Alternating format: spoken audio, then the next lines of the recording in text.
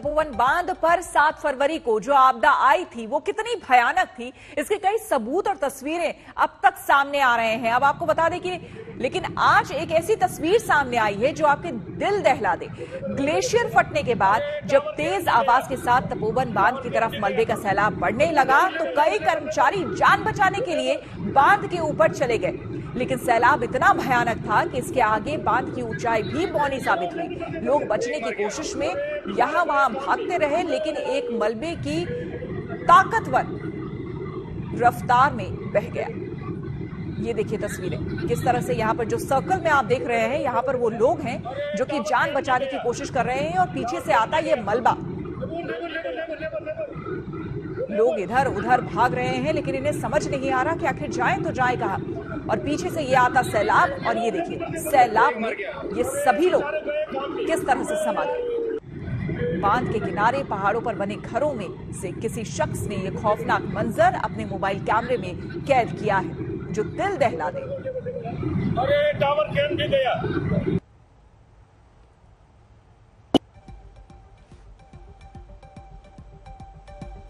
तो ये जो आप तस्वीरें देख रहे हैं ये आपको हम 7 फरवरी की दिखा रहे हैं। ये जो वीडियो है ये तपोवन बांध है जहां पर ऊपर में ये कर्मचारी है जो यहां पर काम कर रहे थे, देखिए भाग रहे हैं एक तरफ से दूसरी तरफ। इनको लग रहा है कि जिधर से बहाव आ रहा है उसकी दूसरी तरफ अगर हम जाएं तो शायद जान बच सकती है, लेकिन तभी ये सैलाब आया और देखिए सभी इस सैलाब में समा गए।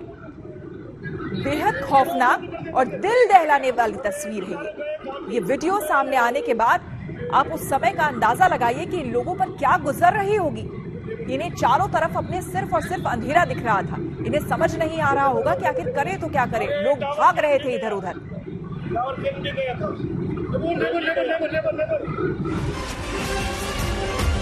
एक नया वीडियो सामने आया है उत्तराखंड के तपोवन में रेस्क्यू ऑपरेशन, लेकिन इस बीच आपको हम बता दें इन्हीं लोगों की तलाश की शायद कोई बचा हो। मुश्किलों को देखते हुए नए एक्शन प्लान की अब तैयारी हो रही है, क्योंकि एक तरफ से आपको बता दें कि काफी दूर तक कोशिश की गई। सेना एनडीआरएफ की बैठक में अब नई रणनीति पर चर्चा हो रही है। काफी दूर तक मलबा हटाया गया, लेकिन उसके बावजूद मलबा जो है वो कम नहीं हो रहा है। 206 लोगों में 2 जिंदा अभी तक लापता, 206 में 2 जिंदा मिले। उत्तराखंड के तपोवन में अभी भी रेस्क्यू ऑपरेशन जारी है। और जो ये दूसरे प्लान की बात हो रही है वो आपको बता दें कि दूसरे तरफ से ड्रिल करने के बाद मंजीत ने हमारे संवाददाता ज्यादा जानकारी के साथ जुड़े हैं। मंजीत, जानना चाहेंगे कि फिलहाल अभी भी जिंदगी की जंग भी जारी है और जिंदगी की खोज भी जारी है, इस बीच वहां पर क्या हकीकत है?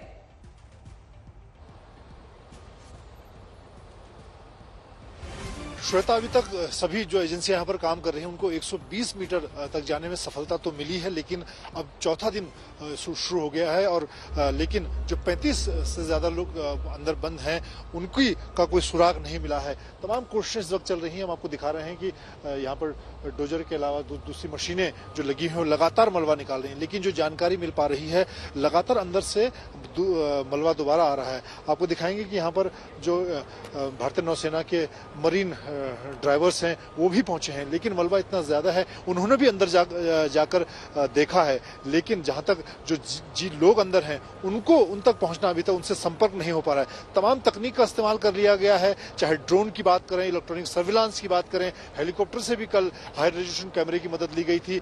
अभी तो इस वक्त एक बैठक यहाँ पर खत्म हुई है जिसमें दोबारा से एक नई रणनीति की बात की जा रही है, किसी दूसरे रास्ते से वहां पर पहुंचने की बात की जा रही है, क्योंकि एनडीआरएफ, एसडीआरएफ, भारतीय सेना अपने तमाम लोगों के साथ यहाँ पर कह सकते हैं कि इस वक्त यहाँ पर 1000 से ज्यादा जो कर्मी है वो मौजूद हैं अलग अलग एजेंसियों के, लेकिन उसके बावजूद सफलता नहीं मिली है। और लगातार जो मशीनें हैं वो अंदर से मलबे को लेकर बाहर आ रही हैं, लेकिन उसी के मुकाबले में उतना ज्यादा मलबा यहाँ पर आता दिख रहा है।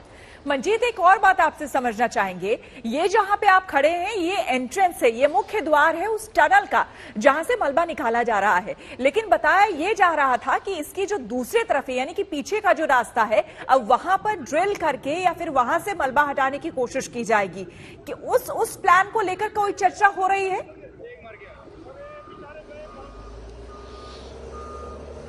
श्वेता, अभी जो बैठक खत्म हुई है जिसमें सभी एजेंसियों के जो वरिष्ठ अधिकारी यहाँ पर हैं वो मौजूद थे, उन्होंने उसी रास्ते पर बात की है। उसके लिए कुछ और नई मशीनें जिनसे दूसरी तरफ से रास्ता निकाला जा सके उस पर बात की है। इसके अलावा रोप के जरिए भी अंदर जो ये मरीन यहाँ पर कमांडो पहुंचे हैं, इन्होंने कोशिश की थी, लेकिन आगे दलदल में ये लोग भी फंस गए हैं। और कोशिश ये की जा रही है कि मशीनों के साथ साथ जो मैनुअल वर्क है, जिसके जरिए जो खासतौर से ट्रेन एनडीआरएफ और सेना और नौसेना के लोग हैं वो अंदर पहुंच पाए, लेकिन सफलता नहीं मिली है। अभी जो बैठक हुई उसमें उसकी ज्यादा जानकारी नहीं मिल पाई है, लेकिन अधिकारी कोशिश कर रहे हैं कि अब क्योंकि वक्त निकलता जा रहा है तो कोई ना कोई ऐसा रास्ता जरूर ढूंढना होगा। क्योंकि ये श्वेता, यहाँ पर एक और बात, तमाम जो स्थानीय कर्मी हैं जिनके परिजन यहाँ पर पहुंचना शुरू है, लोगों में एक तरह से गुस्सा और विरोध भी यहाँ पर दिख रहा है। ऐसे में प्रशासन पर भी एक तरह से दबाव बढ़ता जा रहा है कि जो भी अंदर अगर जीवित या लोग हैं उनको निकाला जाए। जी बिल्कुल, बहुत बहुत शुक्रिया मंजीत। यानी कि जाहिर सी बात है, जिनके अपने अभी तक लापता है, जिनके बारे में अभी तक कोई सुराग नहीं है, उनकी क्या स्थिति अभी होगी ये समझा जा सकता है। इस बीच आपको बता दें कि टनल में अब भी 30 लोगों के फंसे होने की आशंका है। राहत और बचाव की टीम लोगों को तलाशने में एड़ी चोटी का जोर लगा रही है, जो कि तस्वीरें भी अभी आपको हमने दिखाई। अब से थोड़ी देर पहले वहां क्या चल रहा था दिखा रहे हैं हमारे संवाददाता मंजीत नेगी। हमारे साथ एनडीआरएफ के कमांडेंट पीके तिवारी हैं। आपसे जानना चाहूंगा, अब चौथे दिन की शुरुआत हो रही है, अब तक किस तरह से, क्योंकि दिन रात आप लोग काम कर रहे हैं, क्या देखिए, हमारे रेस्क्यूअर्स अलग अलग एजेंसियां और मशीनें लगातार भागों में काम कर रही है, लेकिन अभी तक चूंकि ऑपरेशन को हम मुकाम तक नहीं पहुंचा पाए, इसलिए हमें भी थोड़ा महसूस हो रहा है। और जहां तक हमारी टीमें 5 टीमें लगी हुई हैं इस काम में, 2 टीमें हमने रेनी में लगा रखी है, 2 टीम यहाँ पे है और 1 टीम अभी तीसरी जो नदी के किनारे किनारे सर्च करते हुए चलेगी। रेनी में भी लग रहा था कि वहाँ पे सारा कुछ बास आउट हो गया, लेकिन जब हमारी टीम ने वहाँ पे कल काम किया है तो 4 लोगों को हमने रिकवर किया, डेड बॉडी को, और उनकी शिनाख्त भी हो गई है। जो वहाँ पे काम करने वाले इंजीनियर, इलेक्ट्रीशियन, पुलिसकर्मी भी थे। तो हमें पूरी आशंका है कि नदी किनारे भी काफी लोग फंसे होंगे। उसके लिए एक टीम हम पूरे इक्विपमेंट के साथ नदी के किनारे किनारे वो आगे तक जाकर के इसको करेंगे। जिस तरह से रेनी में आपने 4 लोगों के शव बरामद किए, हमने देखा कि रात में भी आप लोग मशीनों के जरिए अंदर टनल के अंदर काम कर रहे हैं। किस तरह की उपकरण है और किस तरह की चीजों से आप लोग इसको अंजाम दे रहे हैं? हमारे पास इक्विपमेंट तो जो ड्रोन ऑपरेशन भी हमने करके देखा, लेकिन उसका भी लिमिटेड अप्रोच हो पा रहा है। टनल में एक तरफ से मलबा निकाला जा रहा है, दूसरी तरफ से फिर से आ जा रहा है, क्योंकि मल्टी टनल है, उसमें इंटरकनेक्टेड और सबके हाइट अलग अलग वहाँ पे है, कोई ज्यादा गहराई में है। तो एक तरफ से मलबा जो निकाल रहे हैं, दूसरे तरफ से मलबा और उसमें आ जा रहा है, लेकिन फिर भी और कोई हम उसमें जो अभी थोड़ी देर में आपको पता चल जाएगा, उसमें कुछ और पॉलिसी में हम चेंज करके जो मीटिंग के बाद तय होगा, तो निश्चित रूप से हम आज इसको कोई अंजाम तक पहुंचाने की कोशिश करेंगे। उत्तराखंड में कुदरत के कहर के तकरीबन 60 घंटे बाद भी बचाव टीम में फंसे लोगों को बचाने की हर मुमकिन कोशिश कर रही है। 35 मजदूर अब भी टनल में फंसे हुए हैं। रेस्क्यू टीमों के साथ नेवी और एनडीआरएफ की टीमों ने मंगलवार को नई तकनीकों के जरिए टनल में फंसे लोगों के बारे में जानकारी जुटाने की कोशिश की।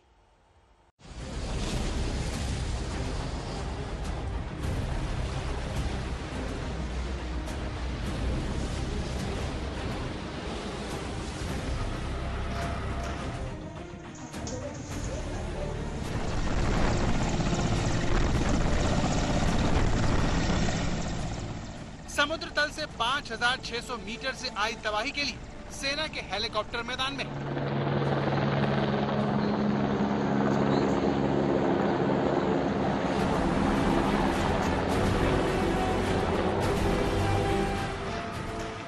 लेकिन इस टनल में फंसे मजदूरों का क्या हाल है, जो अंधेरी सुरंग मौत से दो हाथ कर रहे हैं। जैसे पानी का लेवल बढ़ता रहा, सब लड़कों ने सरिया पकड़ी और हल्का हल्का हल्का सरिया से ऊपर चढ़ते रहे।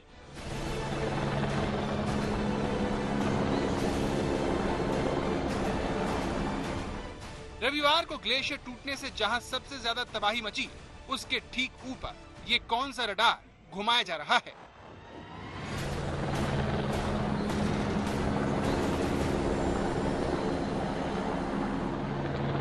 ऋषि गंगा नदी के ऊपर घूमते इस खास रडार से कैसे टनल में फंसे मजदूरों की मदद की जा सकेगी।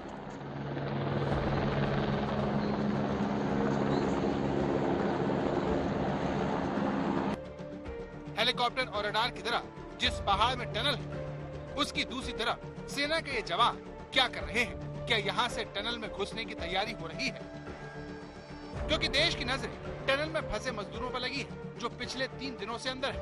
टनल के अंदर कैसे हालात हो सकते हैं, ये समझने के लिए आप रविवार को बचाए गए मजदूरों का वीडियो देखिए, जिसे ITBP ने शेयर किया है। चलिए शाबाश, बारी बारी निकलिए, आ जाइए, आप भी आ जाइए, बारी बारी आगे आते रहिए, एक एक करके आइए, शाबाश। आप देख सकते हैं कि सुरंग में बिल्कुल अंधेरा और मजदूर किसी तरह बाहर आ रहे हैं। शाबाश शाबाश, नहीं पकड़ के रखना, गिरना नहीं है, शाबाश, आते रहिए।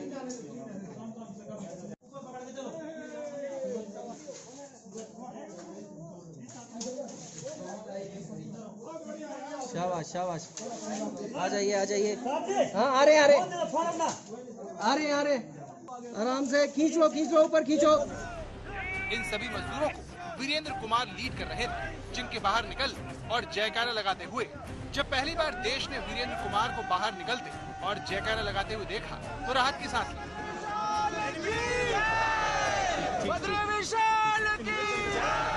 जब लास्ट पोजीशन हो गई ना, हम लोगों की लास्ट पे मरने की समय आ गई, तो मैंने एक दृढ़ प्रतिज्ञा कर ली बद्री विशाल जी से कि हमारी जो टीम है, हम सबसे पहले अपनी टीम को निकालेंगे, लास्ट में मैं निकलूंगा। और निकलने के बाद मैंने जयकारा लगाया। 240 मीटर लंबी इस टनल में 120 मीटर तक मलबा साफ किया जा चुका है। सारी कोशिश 60 मीटर बाद उस मोड़ तक पहुंचने की है, जिसके पास 35 लोगों के फंसे होने की उम्मीद है। एक और एनिमेशन से समझिए कि मजदूर आखिरकार टनल कहां फंसे हुए हैं। इसको एस्केप टनल भी कह सकते हैं आप। तो ये लगभग जो एस्केप टनल है और जो ये एस्केप ये SFT में मिल रहा है, ये लगभग 90 मीटर का यहाँ से यहाँ जुड़ता है। और उससे पहले ये escape tunnel, mouth of the tunnel till mouth of this SFT, ये 180 मीटर। तो हमारी कोशिश है कि हम यहाँ तक जल्दी से जल्दी पहुंचे। और स्लश की जाने की दिशा सिर्फ एक साइड की थी, तो उम्मीद से कह सकते हैं कि इस टनल में शायद स्लश ना हो, क्योंकि ये टनल तकरीबन 180 मीटर लंबा है। ऑक्सीजन यहाँ पे पाई जा सकती है, तो जो अंदर हमारे लोग इस समय ट्रैप्ड हैं, उनका ठीक होना इस समय हम काफी हद तक सही मान सकते हैं। तपोवन में रविवार शाम से रेस्क्यू ऑपरेशन चल रहा है। दूसरे शब्दों में कहें तो समय के साथ रेस हो रही है। लोगों को ढूंढने की ऐसी कोशिश ऋषि गंगा नदी में भी की जा रही है, जहां सैलाब आया था और जो जगह अब दलदल में बदल गई है, वहां पर SDRF के जवान सर्च कर रहे हैं। उत्तराखंड के तपोवन में रेस्क्यू ऑपरेशन में जवानों से लेकर नेवी के मरीन कमांडो भी शामिल हो चुके हैं। उन आधुनिक तकनीकों का इस्तेमाल किया जा रहा है जिसे आज से पहले देश ने कभी नहीं देखा। मीनाक्षी कंडवाल, आशुतोष मिश्रा और गौरव सावंत के साथ मंजीत नेगी, तपोवन, आज तक। और अब उत्तराखंड में तबाही मचाने वाले सैलाब का वैज्ञानिक विश्लेषण देखिए, क्योंकि उत्तराखंड में जो हुआ वो क्यों हुआ, इस पर कनाडा की कैलगरी यूनिवर्सिटी से लेकर DRDO तक दुनिया भर के वैज्ञानिक रिसर्च कर रहे हैं। 6000 मीटर की ऊंचाई से गिरते सैलाब के आगे सब कुछ तिनके की तरफ बिखर गया है। ग्लेशियर टूटने को हादसे की वजह बताया जा रहा है, लेकिन कुछ वैज्ञानिकों और एक्सपर्ट्स की राय अलग है। सैटेलाइट तस्वीरों का अध्ययन करने वाले अंतर्राष्ट्रीय भूवैज्ञानिकों और ग्लेशियोलॉजिस्ट का दावा है कि चमोली में बाढ़ की वजह ग्लेशियर टूटना नहीं बल्कि भूस्खलन है। अर्थ ऑब्जर्वेशन सैटेलाइट की तस्वीरों का अध्ययन करने वाली कनाडा की कैलगरी यूनिवर्सिटी के डॉक्टर डैन शुगर इस नतीजे पर पहुंचे हैं कि भूस्खलन की वजह से तबाही मची। इसका सबूत सैटेलाइट तस्वीरों में दिख रहे धूल के निशानों से मिल रहा है। सैटेलाइट तस्वीर से यह भी बताया जा रहा है कि ग्लेशियर से बनी किसी झील की मौजूदगी नजर नहीं आ रही। भूवैज्ञानिकों ने एक ग्लेशियर के लटके हुए टुकड़े की पहचान की है। कयास लगाया जा रहा है कि शायद दरार पड़ने से भूस्खलन शुरू हुआ। वैज्ञानिकों का मानना है कि इस भीषण त्रासदी के पीछे एक नहीं बल्कि कई कारण हैं। हालांकि अभी किसी निष्कर्ष पर पहुंचना जल्दबाजी होगी। मानसून का टाइम नहीं है, बारिश उस तरह से हो नहीं रही है, तो क्यूमुलेटिव इफेक्ट जो स्नोफॉल हुआ है लीडिंग टू एवलांच और जो पोर्स में पानी रहा है, वो संभवतः ये है कि वो उसमें उसका एक कंट्रीब्यूशन रहा, मल्टी फैक्टर कंट्रीब्यूशन रहा। और फाइनली जब ये पानी नीचे आया है तो जो रिवलेट्स है वो उसकी कैपेसिटी इतने पानी को होल्ड करने की नहीं है।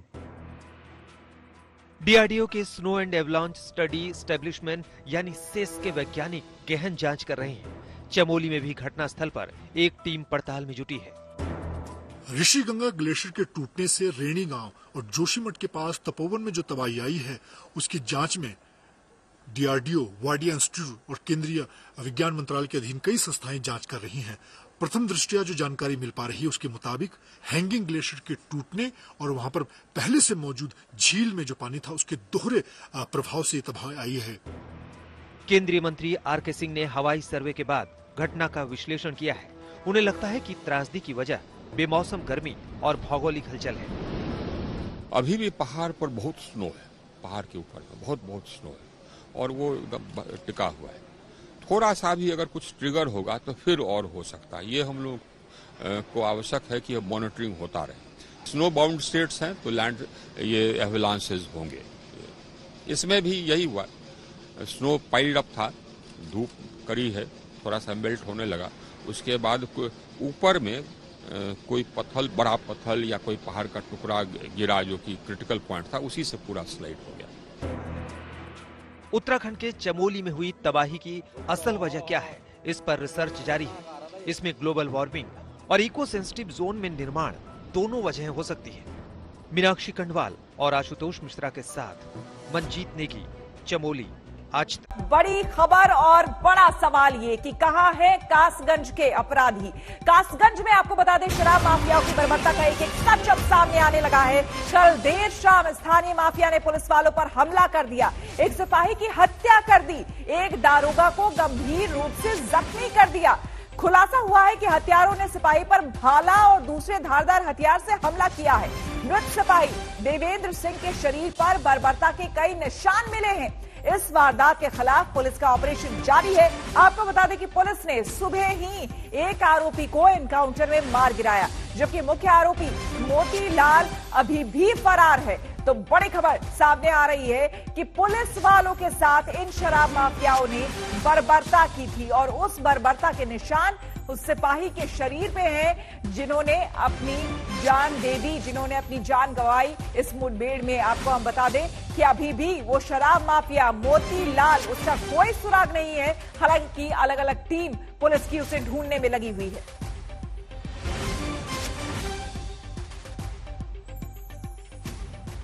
आपको बता दें कि कासगंज में इस संगीन वारदात को जिसने अंजाम दिया है उसमें मुख्य नाम है मोतीलाल नाम के अपराधी का, जिसका गुनाहों से पुराना नाता और रिश्ता रहा है। अब आपको बताते हैं कि कैसे वो वारदात में शामिल रहा है।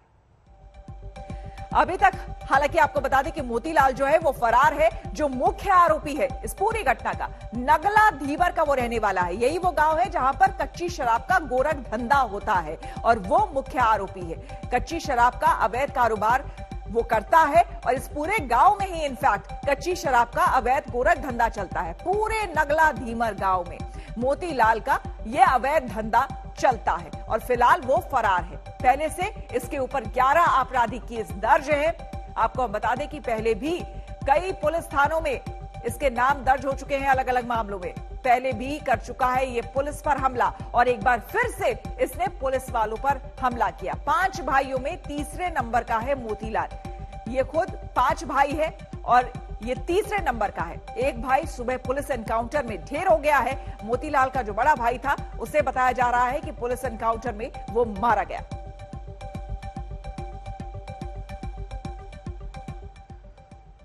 और हमारे संवाददाता हिमांशु मिश्रा उस जगह पर पहुंचे जहां पर सिपाही देवेंद्र सिंह की हत्या की गई, उस इलाके में जहां पर कच्ची शराब का अवैध कारोबार चल रहा था। लखनऊ से भी एसटीएफ आ गई है। हम आपको दिखाते हैं जिस जगह पर एनकाउंटर हुआ वहां पर पुलिस, आपको देखिए पुलिस की मुस्तैदी आपको यहाँ पे नजर आएगी। पूरे गांव के आसपास इसी तरीके से पुलिस की टीम मौजूद है। वो सामने देखिए सुबह 5:30 बजे इसी जगह पर पुलिस का ये कहना है कि उन्हें जो मोती है उसका भाई एलकार नजर आया था कुछ अपने और दूसरे साथियों के साथ। क्योंकि 5:30 बजे का जो वक्त होता है, इस वक्त अंधेरा था और उस दौरान जब एनकाउंटर हुआ तो उसके एलकार तो गोली लग गई उसे, लेकिन बाकी उसके साथी भाग गए थे। अब हम दूसरी तरफ आपको दूर दिखाते हैं। दूर ये जो आपको नदी दिख रही है, यही वो काली नदी है जिसके थोड़ी दूर आगे जाने पर देवेंद्र और अशोक जो सब इंस्पेक्टर हैं वो घायल अवस्था में मिले थे। और यहीं से तकरीबन 2.5 किलोमीटर की दूरी पर वो जगह है जहां पर भट्टी शराब की चलाई जा रही थी। तो अब इस मामले की इंक्वायरी जारी है। पुलिस के आला अधिकारी कासगंज पहुंच चुके हैं, जो तमाम लखनऊ से पहुंच चुके हैं। एसटीएफ की टीम पहुंच गई है। नगला धीरज गांव यहां से तकरीबन 1 किलोमीटर की दूरी पर है, ज्यादा दूर नहीं है वो गांव। तो पूरे इलाके पर नजर रखी जा रही है। कोशिश ये की जा रही है कि मोती इस इलाके से भाग न सके, उसे किसी भी तरीके से उसके भागने से पहले अपने पूरे गैंग के साथ उसको तलाशा जा रहा है। क्योंकि पुलिस के पास यह भी इंफॉर्मेशन है कि तकरीबन 8 से 10 लोग मोती के गैंग में हो सकते हैं, जिन पर पुलिस नजर बनाए हुए है। लोकल पुलिस की मदद के लिए एसटीएफ पहुंच गई है। तो अब कोशिश जारी है, देखते हैं कि पुलिस किस तरीके से आरोपियों तक और कब तक पहुंच पाती है। और आपको बता दें कि कासगंज में अब से कुछ देर पहले मृत सिपाही देवेंद्र सिंह को श्रद्धांजलि दी गई है। परिवार वालों का यहां पर रो रो कर बुरा हाल है। बेटा, मेरे बेटा, वो मेरा बच्चे बेटा, मेरा आपको हम बता दें कि देवेंद्र सिंह के परिवार में उनके माता पिता, पत्नी और 2 बच्चे हैं जिन्हें वो अपने पीछे छोड़ गए हैं। आज पूरे गांव वालों ने उन्हें श्रद्धांजलि दी। पुलिस महकमा भी यहां पूरा मौजूद था। पूरे सम्मान के साथ आखिरी विदाई। लेकिन इन सब के बीच बड़ा सवाल ये कि आखिर कब तक ऐसा होता रहेगा? कब तक इस तरह से हमारे जवान, हमारे सिपाही मारे जाएंगे इन अपराधियों के हाथों? उत्तर प्रदेश में जब मुख्यमंत्री योगी आदित्यनाथ ने कमान संभाली थी, तभी उन्होंने चेता दिया था कि जितने भी गुंडे, मवाली, अपराधी, माफिया हैं, वो इस प्रदेश को छोड़ करके चले जाए। लेकिन उसके बावजूद भी जो स्थिति है वो कुछ और बयां करती है।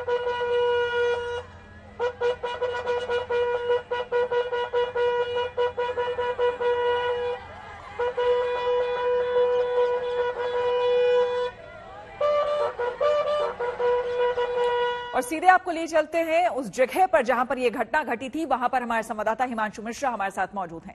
हिमांशु, आप उस जगह पर मौजूद हैं और पूरे इलाके को आप समझ रहे हैं।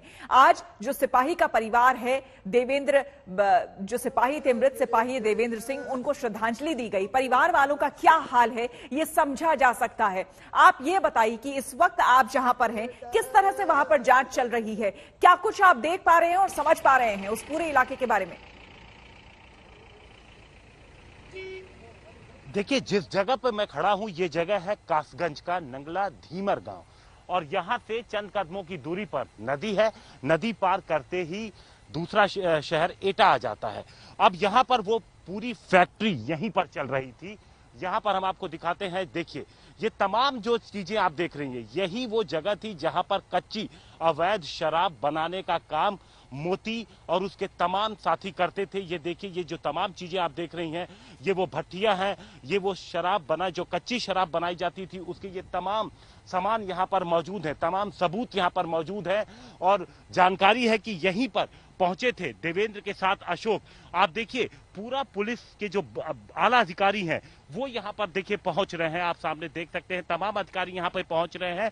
और यहीं पर जब पहुंचे थे तो यहीं पर उनकी लड़ाई, सबसे पहले यहाँ पर मुठभेड़ हुई थी, उसके बाद बंधक बना लिया था, ऐसा कहना है मोती और उसके साथियों ने। क्योंकि करीब 8 से 10 लोग मोती के गैंग में है, ऐसी जानकारी आ रही है। बंधक बना लिया था और बंधक बनाने के बाद मारपीट करके देवेंद्र को यहाँ से कुछ दूरी पर, सामने जहाँ पे ये खेत आप देख रहे हैं, जहाँ पे एक पेड़ आपको नजर आ रहा है, उससे थोड़े आगे पर देवेंद्र को, जबकि तकरीबन आधा किलोमीटर दूर दूसरे जो सिपाही थे उनको फेंका गया। आप देखिए, यहाँ पर आईजी पहुंचे हुए हैं इस इलाके के। उनके अलावा उनके साथ जो डिस्ट्रिक्ट के तमाम अधिकारी हैं वो यहाँ पर उनके साथ हैं। हम उनसे बात करने की कोशिश करेंगे। देखते हैं कि वो मौके पे पहुंचे हैं, जायजा ले रहे हैं। आप देखिए, ये पूरी अवैध फैक्ट्री यहीं पर चलाई जाती थी। अपने अधिकारियों से पूरी जानकारी ले रहे हैं। आप देख सकती हैं पूरा पुलिस का अमला यहाँ पर पहुंचा हुआ है। ये दूर दूर तक जो आपको पूरा सब कुछ दिखेगा वो अवैध फैक्ट्री दिखेगी। सर एक चीज जानना चाहते हैं, क्या अब तक क्या जानकारी निकल पाई है? देखिए, जितना हमारे उप निरीक्षक महोदय ने बताया, होश में आने के बाद अभी भी उनका इलाज जारी है और उनकी स्थिति अभी गंभीर है। जी। अलीगढ़ में उनकी इलाज चल रहा है और उन्होंने जो अब तक बताया और जो हम लोगों ने अभी तक जानकारी प्राप्त की कि वो अपने दिनचर्या गश्त में निकले थे, उनका ये हल्का था। और जो हमारा ये शहीद सिपाही है उसका, हाँ, देवेंद्र काबू, वो बीट कांस्टेबल था। वो जब गांव में नहीं, वो सब प्रत्येक दिन किसी न किसी गांव में अपने बीट में जाते हैं। तो अब आए थे तो उनको किसी ने बताया कि इधर कटरी में वो सब पुनः शराब बनाने की कोशिश कर रहे हैं। तो अब जो हमारा अवैध शराब का अभियान भी निरंतर चलते रहता है, तो उसी में यहाँ पर आए सब और वो उनके साथ जो यहाँ पर अवैध शराब बना रहे थे उनके साथ है और उस हमारे जो सिपाही है उसके साथ मारपीट की गई। बड़ी ही मतलब लाठी डंडे बल्लम से मारपीट की गई। वो सिपाही की तो रास्ते में डेथ हो गई थी और हमारे जो सब इंस्पेक्टर हैं श्री अशोक पाल, उनका लंग्स भी रप्चर हो गया था, सिर में हेड इंजरी भी थी और वो सब नुकीले चीज से हेड इंजरी थी। तो और यही पूरी घटनाक्रम है। मोती और उसके साथियों की कोई सुराग मिला है? नहीं, मोती और उसके साथी की उसी सुराग रस्सी उन्हीं को तलाशने के लिए हमारी पूरी टीम यहाँ लगी हुई है। आगरा जोन के जितने हमारे अच्छे ऑफिसर्स हैं, हमारे आईजी अलीगढ़ साथ में मेरे अभी खड़े हैं यहाँ पे। और आज पुलिस अधीक्षक ने जानकारी दी कि जो एफआईआर में उन्होंने 2 व्यक्ति को नामजद किया था, अंधेरे में उनकी तलाशी में अंधेरे में उन्होंने पुलिस पार्टी को देकर उन्होंने फायर किया, जिस फायरिंग में एक व्यक्ति को गोली लगी थी, जिसकी अब इलाज के दौरान अस्पताल में मौत हो गई थी। बाद में उसकी ये शिनाख्त हुई कि वो अलकार था, वो मोती का भाई अलकार सन ऑफ हुबलाल। अलकार के साथ और भी लोग थे उस वक्त वहाँ पे? बता रहे थे, नहीं सुने, जो एफआईआर में जो देखिए, ये बताने वाले केवल हमारे सब इंस्पेक्टर हैं। जी। मौके पर वही थे। उन्होंने कहा कि मोती और अलकार, उन्होंने इस 2 व्यक्ति को तो पहचान लिया, उनको नामजद भी किया है और बताया कि 5-6 अन्य व्यक्ति थे। धन्यवाद। 5-6 अन्य व्यक्ति और थे जब अलकार को पुलिस ने पास में टारगेट किया था, जब पुलिस ने उसे घेरा था। लगातार कॉम्बिंग जारी है। आप देखिए, आईजी और एडीजी लेवल के अधिकारी तमाम अपने पूरे अमले के साथ इस वक्त पहुंचे हुए हैं यहाँ पर। आप देख सकती हैं पूरी जो सारी जगह है उसकी छानबीन की जा रही है। आप ये देखिए, ये तमाम जो आप ये देख रहे हैं, इनमें कच्ची शराब बना करके इन जगहों पर स्टोर किया जाता था। यहाँ पर दूर दूर से बदबू, यहाँ पर कोई भी अगर पहुंचेगा तो उसे वो सुन सकता है यहाँ पर उसे। और जो अशोक थे वो पास में मिले थे, जबकि देवेंद्र को ढूंढने में पुलिस को खासी मशक्कत करनी पड़ी थी। श्वेता।